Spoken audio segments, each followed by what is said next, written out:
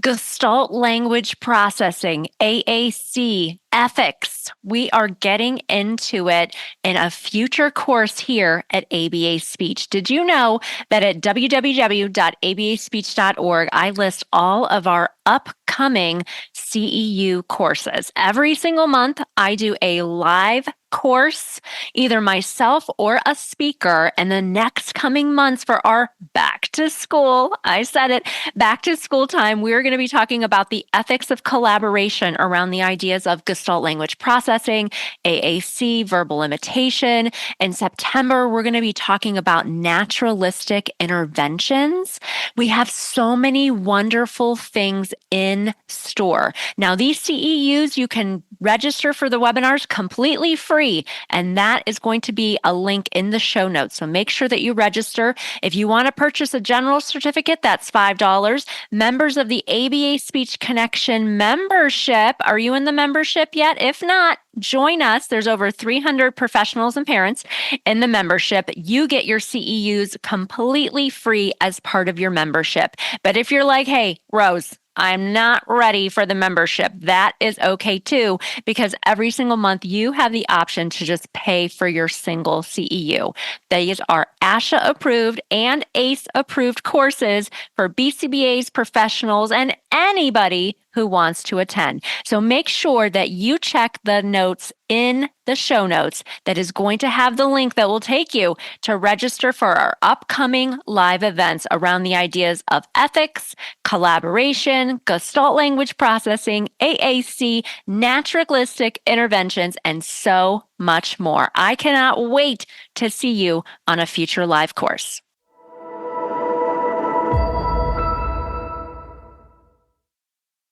Today on the podcast, I am talking all about raising a child with high support needs and autism. I had an amazing conversation with Eileen Lamb. She is the founder of the Autism Cafe. I had shared a video of one of her children, Charlie, on my Instagram, and people just really loved that video. It really resonated with them. It was showing Charlie when he was younger using an AAC device, and then showing him now he's older. He's 11 using the device. And I think it really just gives people hope. And that's really my purpose here, and really my life's work, is to help all autistic learners find a way to communicate with the world. Eileen Lamb is the author of All Across the Spectrum and Be the One, and she's also the founder of Autism Cafe. She is an author, and she has a blog, and she's into photography too. Her aesthetic on her Instagram page is so beautiful, so lovely. She is the podcast host and director of social media at Autism Speaks. She's actually born in France, which I love to connect with that because my dad, Ben, is bilingual and he was a French teacher growing up. So I just love her accent, love talking with her. She now lives in Austin, Texas, hook 'em horns with her two sons, Charlie and Jude, and their sister, Billy. And she shares the ups and downs of raising two children with autism, one with profound autism, and she herself is on the autism spectrum. Get into this conversation with Eileen Lamb. You're listening to Autism Outreach Podcast, a podcast full of ready-to-use strategies to help those with autism strengthen their communication skills. Here's your host, Rose Griffin of ABA Speech, a speech therapist and board-certified behavior analyst who shares tips you can use in your next therapy session. Welcome to the Autism Outreach Podcast. We have a wonderful guest today, one that I'm very excited to meet in person and talk with about everything that you share online and your writing and things. Welcome to the show, Eileen Lamb. Thank you so much for coming onto the podcast. Thank you for having me. I have been a fan of yours just because you share such important information about autism and really share about your family's journey, which is really hard to do online. And I've seen some of your posts about just how that's hard and some of the comments that you get. I've had my online business for 7 years. And so I've been on this journey of sharing, caring about what other people say about my content, blocking people immediately, all the things. But your Instagram, especially your Instagram, is just so aesthetically pleasing. And your website is just Amazing. So kudos to you on all of that because it's like, oh, and then I was on your website last week just kind of doing a deeper dive to prepare for the show. I love your blog too because it's beautiful, but it's good information, but it's in short bite-sized chunks. Like I think you just did one about back to school and with Charlie and I was like, oh, it was very poignant. So thank you for sharing. If you haven't checked out Eileen's stuff, please do, because I find you to be an inspiration. Can you share with us your journey into the world of autism? Like how did this all kind of come about for you? Yeah, of course. Well, it all started with my oldest son, Charlie. Charlie was diagnosed with autism when he was not even two. He was 22 months old. Around 18 months, we started noticing some signs of autism, which at the time didn't know were signs of autism. I was a first-time mom and everything was new to me. And I was trying to teach him French. And I had a feeling that maybe he was not talking because, it's hard to learn two languages. And I had excuses for everything he was doing. But it turned out later on that those things were actually signs of autism. He had a speech regression, which was really the one thing that got me thinking, that doesn't seem normal, So I got him evaluated at first by early childhood intervention. And he was behind in every area of development, which was cognitively, he qualified for OT, physical therapy, speech therapy, all of it. He would spend his days lining up toys. And was he fussy growing up? I love his video. I shared a couple of videos of his on one, I think, in Instagram where you show him when he's very young and he's using his device. And then you show him when he's older and he's using his device. And I think that video gives a lot of people hope for their child who's maybe not verbally communicating.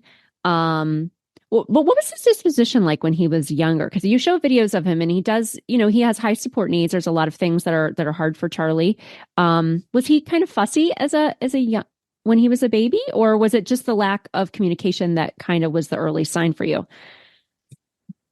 He started being fussy around 18 months, which again were like, well, terrible twos, right? Yeah, right. But as a baby, he was so easy and independent. Oh, he was. So hindsight is 2020, like he didn't need much comfort from us. And yeah. So, yeah, but around 18 months, like everything would set him off. If we had to transition from one activity to the other, like he was lining up his toys. If I was taking one out of the line, like he became very rigid and there were a lot of like triggers for him. So he became very fussy. Yeah. Yeah. Okay. So then he started with early intervention and then did he go to public school, like a special education preschool? Or I know that, and I think probably why you've come across my post, I know that you utilize applied behavior analysis and maybe he's in a school program that's utilizing that. But when he was younger, did he go to special education preschool or kind of what was his educational journey?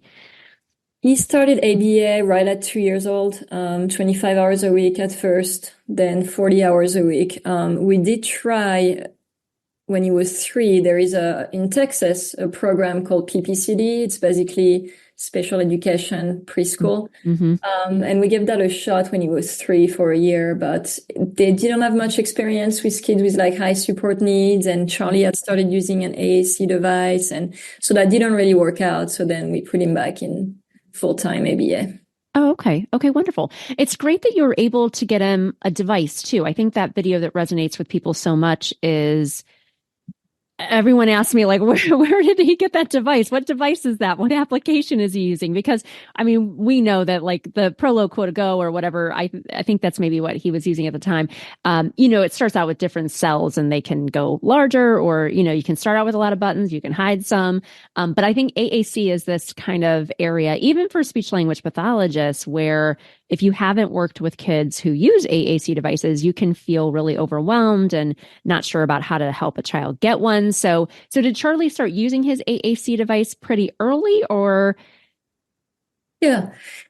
From 2 to 3, so when he was in ABA, they tried teaching him PECs, and that, he got the hang of it, but he was clearly like getting frustrated with it, and he was doing it like it just wasn't for him, Yeah.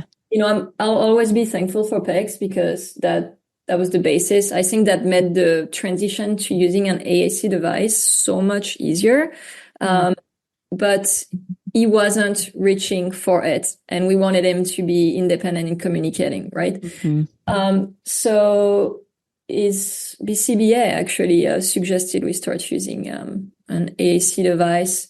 I bought an iPad and the app Proloquo to go, and that was it. That was the beginning of it. And his BCBA, which I know there's some controversy, like should a speech therapist be the one teaching? But there's always been a lot of collaboration. The only difference is that speech therapy was 3 hours a week, ABA was 40. His ABA therapists, RBTs, and BCBA are the ones who taught him mostly and taught me, and that's how we got started. But I really believe that because of the early PECs that Charlie had in his life, he was able to pick on the AAC Proloquo to go so much quicker, because within weeks he was already communicating with it, which was incredible. That's amazing. Yeah. And there is, I know you're knee deep in the online world, so you understand there is that controversy. I actually started this course last year called Intro to AAC. And so it's parent friendly, but it's also for BCBAs can get CEUs for it, because that is the case. Like sometimes with the way that the insurance now is, ABA will be covered potentially more time than speech therapy usually. And based on if the BCBA is comfortable to try to do an AAC assessment to get something started for communication. That's really cool that you think that PECS was help with that transition. I actually had on Lori Frost, who's a speech language pathologist and one of the co-creators of PECS. So I'll have to share this episode with her. She'll probably be really happy. They're in 18 countries, so they're helping a lot of people. But I know that sometimes people talk about how it's limiting, but it can be really helpful for a lot of people. So thanks for sharing that. I really do love your blog, how I was saying, and your social media content. I know you're on Instagram. You have a beautiful website and blog. Do you do TikTok too? Do you guys post stuff over on TikTok? I can't remember. I do. I don't love it. I do. I know. She made a face. I make a face too. I don't know. I like Instagram better, but so I guess what prompted you to start your blog, to start I know you're an author and you've written books and things like that too. But what prompted you to share about autism specifically? Well, I never wanted to start a blog really. I just started sharing about Charlie's autism journey on Facebook to keep my family and friends in the loop about Charlie's autism, Yeah. It was a way for me to educate family and friends at first on Facebook, on my personal page. It's how it started. Wow.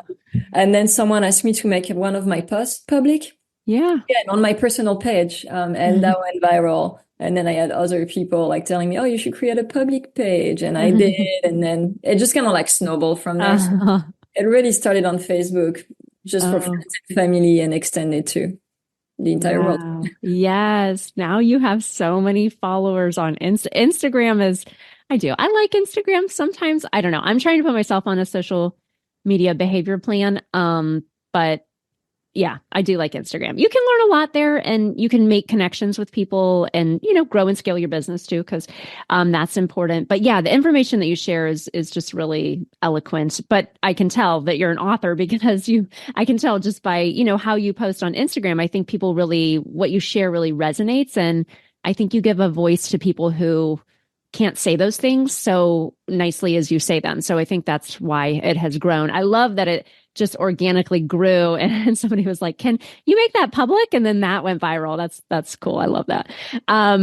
So you are an author and have written some books. Can you tell us a little bit about your books? You have All Across the Spectrum and then Be the One. What are those books about?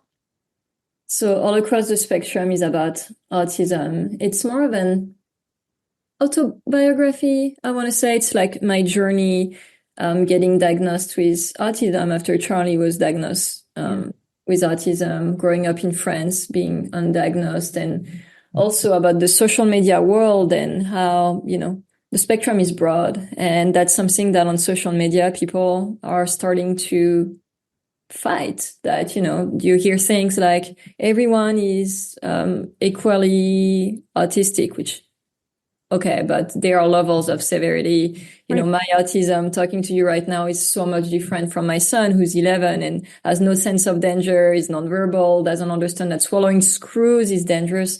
Yes.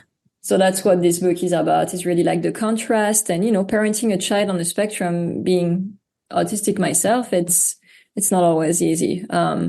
So that's this book, and it includes my photography because, it's a way for me to express myself is really through photography, and of course through writing. But it's more like, it's a nice coffee table book, easy read. And then my second book, Be the One, is more about life, surviving life's ups and downs. It's not about autism. It's about anxiety and, how to get out of your comfort zone. And it's the style is called self-prose poetry. It's kind of like, trying to help others who are feeling alone, not feeling so alone. And I have a third book coming out in 3 weeks called And Yet Here You Are, which is very similar to Be the One. Oh, interesting. Oh, that's awesome. Yeah, you guys should check those out. Oh, I love that. Yeah, all across the spectrum. That is really hard. I do here on my podcast, Autism Outreach, I try to have on speech therapists, ACBAs. I have on an OT. I had on an OT once. People who have autistic adults, and then also, families who have an autistic member. But yeah, there is a lot of fighting over on especially Instagram, from different camps of people. And it is just, some days I'm like, oh, wow, look, I just hit 50,000 followers. That was like a milestone we hit that I was like really working on. I'd love to get to 100,000. I don't know why. That's just kind of my life goal. But with that comes a lot of outrage, and people that have a lot of opinions, which is so hard because I know I started sharing about what I share because really I worked in non-public programs and more specialized schools with kids who, did have severe autism and were not able to communicate, even though they were in speech therapy and special education for, 18 years, until they met somebody who had more of an applied behavior analysis focus. And so I see the power of that in the sharing, but it is hard sometimes. So those sound really great. So what advice would you give to others who are raising an autistic child? Don't go on social media. Yes. Don't ask about what is ABA. Don't post that in a Facebook group. Don't mention the puzzle piece, the color blue, ABA, yes. And you'll be fine. No, but for real, it's just social media is a double-edged word. Is that in a way it's amazing because once you find your people, you can really get a lot of support, and it's going to help you feel like you're less alone. And there are people on this journey who have been here before and who can help you, who get you. You can get advice. But then there's the other side of the coin, right? And it's that there are a lot of controversies. Honestly, every word, every therapy, everything has a controversy behind it. And what I always tell parents and people in the autism community is that you got to remember that when autistic people are sharing their views on social media, they're only speaking about themselves. They're not speaking for the entire autism and autistic community. No one can speak for the entire community. I cannot, what I'm telling you right now is my personal opinion. Mm-hmm. And I always want to make that clear when I share on social media, because you will see a lot of people say things like autistic people hate the puzzle piece when it couldn't be further from the truth. Right. I'm using that as an example because you see that a lot. Like people like to argue about symbols and terminology. But at the end of the day, autistic people are their own unique individual. And I think that got lost in the social media world because a lot of them are trying to speak on behalf of the entire community. And also it's kind of sad because those who have the luxury of being able to self-advocate on social media are also trying to erase the voice of those with higher support needs, like my son, Charlie. And parents have a voice in the online community, and don't let anyone tell you that you don't have a voice, that you shouldn't be speaking about your child if you're not autistic yourself, because a lot of the time you're going to be the only person who can speak for your child. Yeah. And I know that I've been trying to there's this organization that's focusing on severe to profound autism. And they actually had a conference last spring. I didn't go to it, but I think it's here on the East Coast. I was there. Oh, you were there? Oh, cool. I'm like, you should keynote that. But yeah. Oh, was it good? I bet it was interesting. Yeah. Yeah, I was a speaker there. I think you're the Profound Autism Alliance. Yeah. There's also the National Council on Severe Autism. I'm a board member too. So. Oh, wonderful. Yeah, because, my whole career was spent, I did work in a public school, but I always worked in these non-public programs, is what they call them. But they're ABA programs. It was a long time ago, and it was schools that were specialized for kids who usually had unsafe problem behavior, and they could not be in a public school. And that was where I was a speech therapist, and then also became a BCBA. But yeah, I think that if you don't work with kids who have those types of high support needs, you may not understand what that environment really looks like and what those daily things might be that you're, trying to support your son with. And it was really interesting though. I had this video go viral on Instagram, and it was pretty simplistic. It was about, should we say, autistic person or person with autism. It was, just something like that. And I did have somebody maybe ask me a question. Then they sent me a DM. They said they were autistic adult, and they had said something mean about ABA, but then they really kind of wanted to know about it. They said, which I thought was interesting, like, I want to have a family, I want to have kids. And, just because I think my child might have autism, I'd like to learn more about ABA. And so I thought that was interesting because I don't think it's something that they would have actually commented like on a public comment, but they did send me a message about that. Because I think on my page, what I try to do is share about, this is what ABA can look like, and this is what speech therapy can look like, because there's a lot of kind of misinformation out there, and it's hard. It's hard to share about that in an online space. So thanks for doing that. Yes, it's hard for parents. When I have parents on, I'm like, please be careful with what you ask on social media, because it's really difficult. Okay, wonderful. Well, that was really interesting. I definitely would urge people, if you haven't looked at your blog, you had shared this really kind of poignant blog about Charlie and his back to school, which I thought was really lovely. And so does he goes through a specialized program? Is that, when I lived down in Austin, I was always like, because I worked in Leander, and I think there were 35 schools at the time. We moved back in 2011, so it's been a while.